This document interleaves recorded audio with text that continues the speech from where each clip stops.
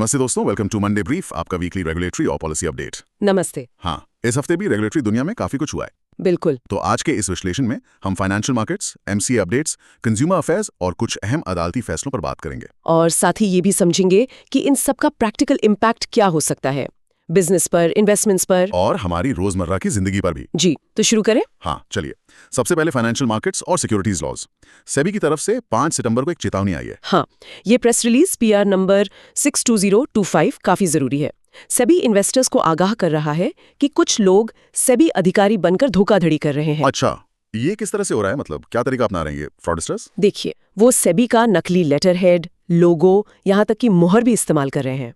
और social media पर लोगों को फर्जी नोटिस भेजते हैं, कहते हैं कि कंप्लायंस इशू है या पेनल्टी लगेगी और पैसे मांगते हैं। ये तो बहुत गलत है। और तो और कुछ केस में तो सेबी के नकली लेटर हेड पर सर्टिफिकेट बनाकर फ्रॉडस्टर के अपने अकाउंट को सर्टिफाइड वेंडर जैसा कुछ बता देते हैं। बाप रे। तो सेबी ने क्या सुझाव दिया है इससे बचने के लिए? सेबी कह रहा है कि बहुत अलर्ट रहने की जरूरत है। पहली बात, सेबी से कोई भी ऑफिशियल ईमेल हमेशा @sebi.gov.in डोमेन से ही आएगा। ठीक है, ये ध्यान रखने वाली बात है। दूसरी बात, कोई भी पेमेंट सिर्फ सेबी की वेबसाइट पर दिए गए ऑफिशियल तरीकों से ही करनी है, कहीं और नहीं। ओके। और सेबी के जो भी एनफोर्समेंट एक्शंस हैं या जो भी उनके अधिकारी हैं, उनकी सारी डिटेल्स सेबी की वेबसाइट पर अवेलेबल है, तो कोई शक हो तो वहां चेक कर सकते हैं। तो मतलब क्रॉस वेरीफाई करना बहुत जरूरी है। बिल्कुल, ये दिखाता है कि ऑनलाइन फ्रॉड्स कितने सोफिस्टिकेटेड हो गए हैं। रेगुलेटर के नाम का ही गलत इस्तेमाल हो रहा है, तो सावधानी बहुत जरूरी है। सही कहा। चलिए अगले अपडेट पर आते हैं। ये भी सेबी से ही है। 8 सितंबर को सेबी ने शेयर बेस्ड एम्प्लॉय बेनिफिट्स और स्वेट इक्विटी रेगुलेशंस में कुछ बदलाव किए हैं। जी, एक नया रेगुलेशन 9A इंसर्ट किया गया है। ये notification number SEBI ALD NRO GN 202526 के तहत आया है। रेगुलेशन 9 है, ये किसके बारे में? ये उन एम्प्लॉयज के लिए है जिन्हें कंपनी के IPO के ड्राफ्ट ऑफर डॉक्यूमेंट मतलब DHP में प्रमोटर या प्रमोटर ग्रुप का हिस्सा बताया गया है। अच्छा, तो अगर ऐसे किसी एम्प्लॉय को DHP फाइल करने की तारीख से कम 1 साल पहले कंपनी की किसी स्कीम के तहत स्टॉक ऑप्शंस या SARS या कोई और शेयर बेस्ड बेनिफिट मिला था, तो वो उन बेनिफिट्स को होल्ड कर सकता है और बाद में उन्हें एक्सरसाइज भी कर सकता है, भले ही अब वो प्रमोटर कैटेगरी में आ गया हो। ओह, इंटरेस्टिंग। मतलब अगर कोई शुरू में एम्प्लॉय था और उसे ESOPs वगैरह मिले और बाद में IPO के टाइम वो प्रमोटर बन गया, तो उसके पुराने बेनिफिट्स लैप्स नहीं होंगे? एग्जैक्टली। ये उन एम्प्लॉयज के हितों की रक्षा करता है, खास तौर पर स्टार्टअप्स में ऐसा अक्सर होता है। हाँ, स्टार्टअप इकोसिस्टम के लिए काफी महत्वपूर्ण हो सकता है। क्लैरिटी आ गई इस पर। जी बिल्कुल। और 8 सितंबर को ही एक और सेबी अपडेट आया था, LODR रेगुलेशंस में तीसरा संशोधन। हाँ, LODR यानी listing obligations and disclosure requirements, इसमें भी 2 खास बदलाव हैं। नोटिफिकेशन नंबर है सेबी LORD NRO GN 2025261। पहला बदलाव क्या है? पहला, एक नया रेगुलेशन 39(2A जोड़ा गया है। ये कहता है कि अब से किसी भी स्कीम ऑफ अरेंजमेंट जैसे मर्जर या डीमर्जर या फिर शेयर्स के स्प्लिट या कंसोलिडेशन के बाद जो भी नई सिक्योरिटीज इशू होंगी, वो सिर्फ और सिर्फ डीमैट फॉर्म में ही होंगी। सिर्फ डीमैट? मतलब फिजिकल शेयर सर्टिफिकेट्स अब बिल्कुल नहीं मिलेंगे इन केसेस में? जी हाँ, बिल्कुल नहीं। और अगर किसी इन्वेस्टर के पास डीमैट अकाउंट नहीं हुआ तो लिस्टेड कंपनी की जिम्मेदारी होगी कि वो उस इन्वेस्टर के लिए एक अलग डीमैट अकाउंट खुलवाएं और शेयर्स उसमें क्रेडिट करें। तो ये डीमैटलाइजेशन को और बढ़ावा देने वाला कदम है। बिल्कुल, फिजिकल शेयर्स को सिस्टम से धीरे धीरे पूरी तरह हटाने की तरफ एक और कदम। और दूसरा बदलाव रेगुलेशन 91C1 में है। ये सोशल स्टॉक एक्सचेंज यानी SSE पर listed not for profit organisations यानी NPOs से जुड़ा है। उनके लिए जो एनुअल डिस्क्लोजर की टाइमलाइन है, उसे अब स्पेसिफाई कर दिया गया है। अच्छा, तो NPOs के लिए कंप्लायंस क्लियर हो गया? हाँ, उनके लिए रिपोर्टिंग की डेडलाइन अब स्पष्ट है। तो कुल मिलाकर एक तरफ डीमैट को बढ़ावा, दूसरी तरफ SSE पर NPOs के लिए कंप्लायंस आसान। ठीक है।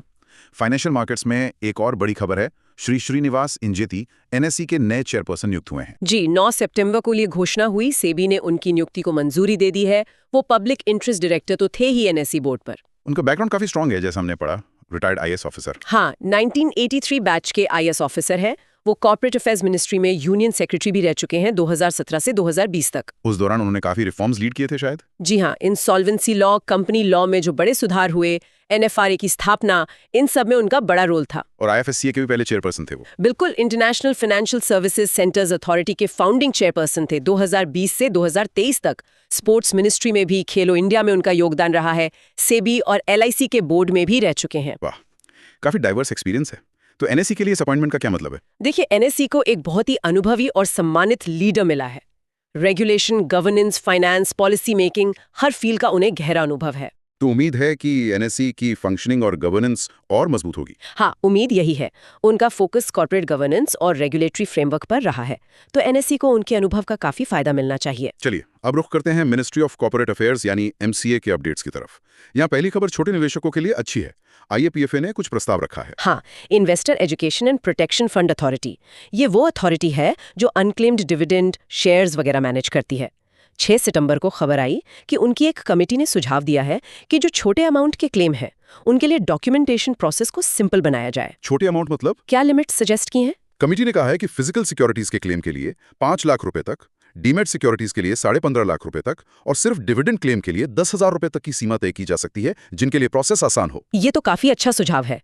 इससे क्लेम करना आसान हो जाएगा। जी, इस कमेटी में एमसीए, आईईपीएफए, सेबी, तीनों professional bodies, ICI, ICMAI, ICSI, industry chambers जैसे फिकी, पीएचडीसीसीआई, सीआईआई और रेन, सबके प्रतिनिधि थे। सबका रिप्रेजेंटेशन था मतलब? हाँ, मकसद यही है कि क्लेम प्रोसेस में टाइम कम लगे, ट्रांसपेरेंसी बढ़े और इन्वेस्टर्स को उनका पैसा आसानी से मिल सके। ये वाकई ईज ऑफ लिविंग की दिशा में एक बड़ा कदम होगा अगर लागू होता है तो। बिल्कुल, छोटे निवेशकों की एक बड़ी समस्या हल हो सकती है इससे। एमसीए से ही जुड़ा अगला अपडेट मर्जर और एक्विजिशन से रिलेटेड है। फास्ट ट्रैक मर्जर का दायरा बढ़ाया गया है। हाँ, ये काफी अहम डेवलपमेंट है। पहले तो 8 सितंबर से कंपनी समझौते, ठहराव और समामेलन संशोधन नियम 2025 लागू हुए और फिर 11 सितंबर को एमसीए ने बताया कि फास्ट ट्रैक मर्जर का स्कोप बढ़ा दिया गया है। फास्ट ट्रैक मर्जर मतलब वो जिसमें एनसीएलटी जाने की जरूरत नहीं पड़ती? हाँ, सेक्शन 233 के तहत, जिसमें सेंट्रल गवर्नमेंट या रीजनल डायरेक्टर के अप्रूवल से मर्जर हो जाता है। प्रोसेस तेज होता है। तो पहले कौन कौन सी कंपनियां ये रूट यूज कर सकती थी? पहले इसमें थीं 2 या ज्यादा छोटी कंपनियां, होल्डिंग और उसकी फुल्ली ओन्ड सब्सिडरी WS, 2 या ज्यादा स्टार्टअप्स या स्टार्टअप और छोटी कंपनी का कॉम्बिनेशन, और एक था फॉरेन होल्डिंग का इंडियन WS में मर्जर। तो अब नया क्या जुड़ा है? रूल 25(1)A में बदलाव हुआ है शायद? जी, अब कुछ और कॉम्बिनेशंस भी फास्ट ट्रैक रूट से मर्जर कर सकते हैं। पहला, एक या ज्यादा अनलिस्टेड कंपनी का दूसरी अनलिस्टेड कंपनी के साथ। शर्त यह है कि वो सेक्शन 8 कंपनी न हो और हर कंपनी का टोटल आउटस्टैंडिंग लोन, डिबेंचर या डिपॉजिट 200 करोड़ रुपए से ज्यादा न हो और कोई रीपेमेंट डिफॉल्ट न हो। 200 करोड़ की लिमिट है और कोई डिफॉल्ट नहीं। इसके लिए ऑडिटर सर्टिफिकेट भी चाहिए होगा? हाँ, फॉर्म CAA 10A में ऑडिटर से सर्टिफिकेट लेना होगा। ठीक है, और दूसरा कॉम्बिनेशन? दूसरा है एक होल्डिंग कंपनी, लिस्टेड या अनलिस्टेड, और उसकी सब्सिडरी, लिस्टेड या अनलिस्टेड के बीच मर्जर। लेकिन यहाँ एक कैच है। क्या? ये तब लागू नहीं होगा जब ट्रांसफर कंपनी, यानी जो कंपनी मर्ज हो रही है, वो लिस्टेड हो। अच्छा, अगर सब्सिडरी लिस्टेड और वो होल्डिंग में मर्ज हो रही है तो फास्ट ट्रैक नहीं चलेगा? सही। और तीसरा कॉम्बिनेशन? हाँ, तीसरा भी है। तीसरा है एक ही होल्डिंग की एक या ज्यादा सब्सिडरी का आपस में मर्जर, या एक सब्सिडरी का उसी होल्डिंग की दूसरी सब्सिडरी में मर्जर। यहाँ भी वही शर्त है कि ट्रांसफर कंपनी लिस्टेड नहीं होनी चाहिए। और कुछ फॉर्म्स भी बदले गए हैं? CAA 9, 10, 11, 12। जी, इन फॉर्म्स को अपडेट किया गया है और एक नया सब रूल 25(9) भी जोड़ा गया है, जो डिवीजन या अंडरटेकिंग के ट्रांसफर पर भी इन नियमों को लागू करता है। तो इसका ओवरऑल इम्पैक्ट क्या होगा? Ease of doing business? बिल्कुल, ये ईज ऑफ डूइंग बिजनेस के लिए बहुत बड़ा कदम है।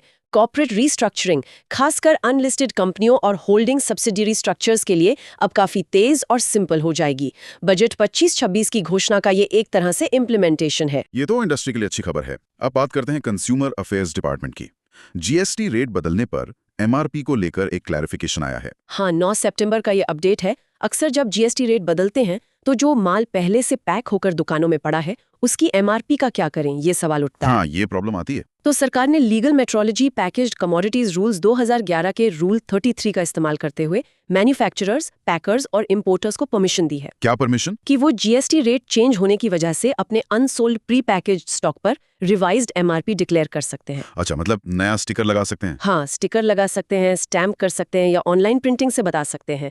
ये छूट 31 दिसंबर 2025 तक या स्टॉक खत्म होने तक, जो भी पहले हो, वैलिड है। लेकिन क्या इसमें कोई शर्तें भी हैं? हाँ, कुछ जरूरी शर्तें हैं। पहले, ओरिजिनल MRP भी दिखनी चाहिए, उसे पूरी तरह छुपाना नहीं है। ओके। दूसरी, और ये सबसे इंपॉर्टेंट है, प्राइस में जो भी बढ़ोतरी या कमी होगी वो सिर्फ GST रेट में बदलाव के टैक्स इम्पैक्ट जितनी ही होनी चाहिए, उससे ज्यादा नहीं। मतलब अपनी मर्जी से दाम नहीं बढ़ा सकते इस बहाने? बिल्कुल नहीं। और तीसरी शर्त, कंपनी को कम से कम 2 अखबारों में विज्ञापन देकर इसकी जानकारी भी देनी होगी। ये तो काफी बैलेंस्ड अप्रोच लग रहा है, कंपनी को भी राहत और कंज्यूमर को भी प्रोटेक्शन। जी हाँ, इससे कंपनियों को पुराना स्टॉक क्लियर करने में मदद मिलेगी और कंज्यूमर्स को भी पता रहेगा कि दाम क्यों बदला है और कितना बदला है। ट्रांसपेरेंसी बनी रहेगी। चलिए अब आखिर में कुछ जरूरी फैसलों और प्रोनाउंसमेंट्स पर नजर डालते हैं। ओके। पहला मामला सेबी का है, मैक्स हाइट्स इंफ्रा पर जुर्माने का। हाँ, ये एजुकेशन ऑर्डर जून 2024 का है, लेकिन इसके पॉइंट्स आज भी रेलेवेंट हैं।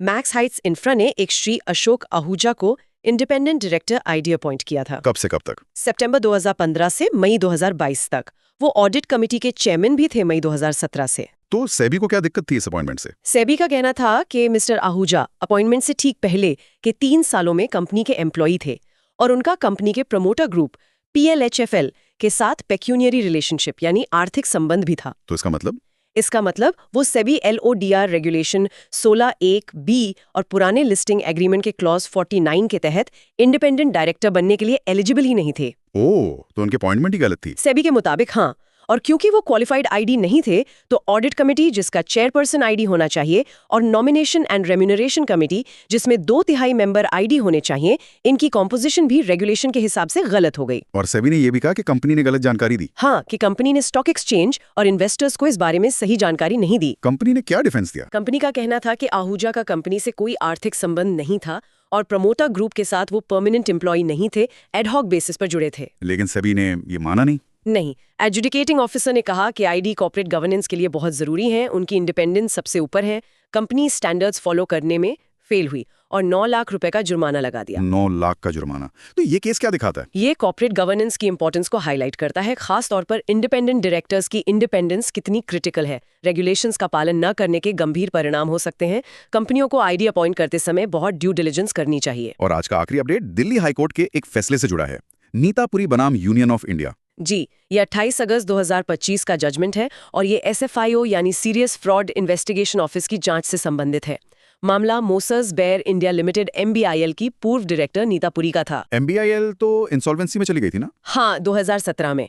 तो नीतापुरी ने MCA के एक ऑर्डर 5 सितंबर 2024 को चैलेंज किया था, जिसमें MCA ने कंपनी एक्ट के सेक्शन 2121C के तहत पब्लिक इंटरेस्ट में SFIO को MBIL और उसकी सब्सिडरीज की जांच करने का निर्देश दिया था। उनका क्या तर्क था चैलेंज करने का? पहले भी कुछ जांच हुई थी क्या? हाँ, यही उनका पॉइंट था।